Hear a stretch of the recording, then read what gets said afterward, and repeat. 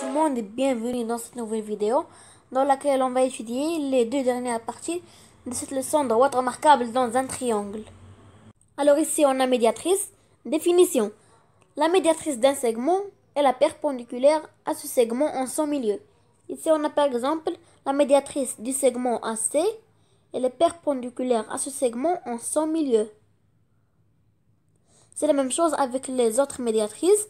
La médiatrice du segment BA et la médiatrice du segment BC.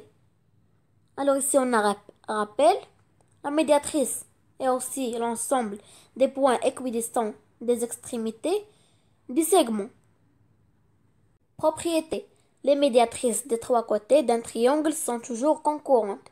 Leur point commun est le centre du cercle, passant par les trois sommets du triangle, c'est-à-dire le centre du cercle circonscrit au triangle.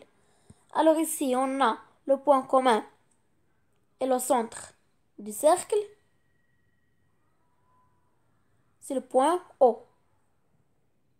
Alors ici, on a remarque, quand le triangle a trois angles aigus, le centre du cercle circonscrit est à l'intérieur du triangle. Alors ici, on a le centre du cercle circonscrit à l'intérieur du triangle, car le triangle a trois angles aigus.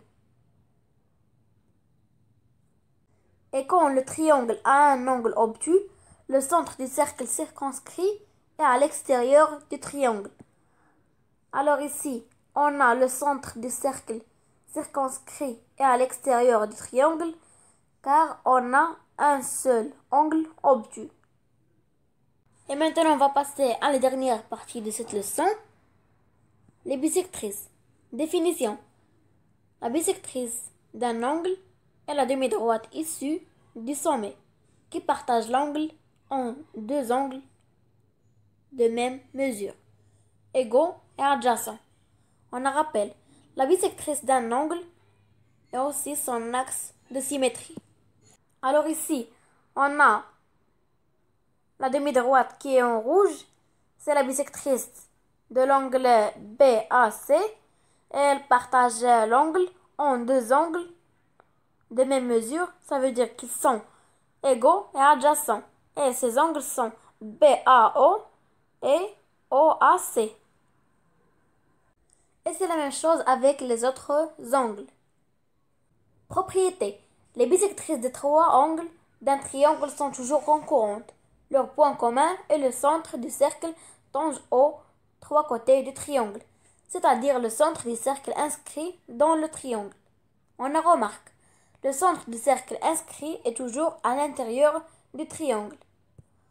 Alors ici, on a leur point commun et le centre du cercle tangent aux trois côtés du triangle, c'est le point O.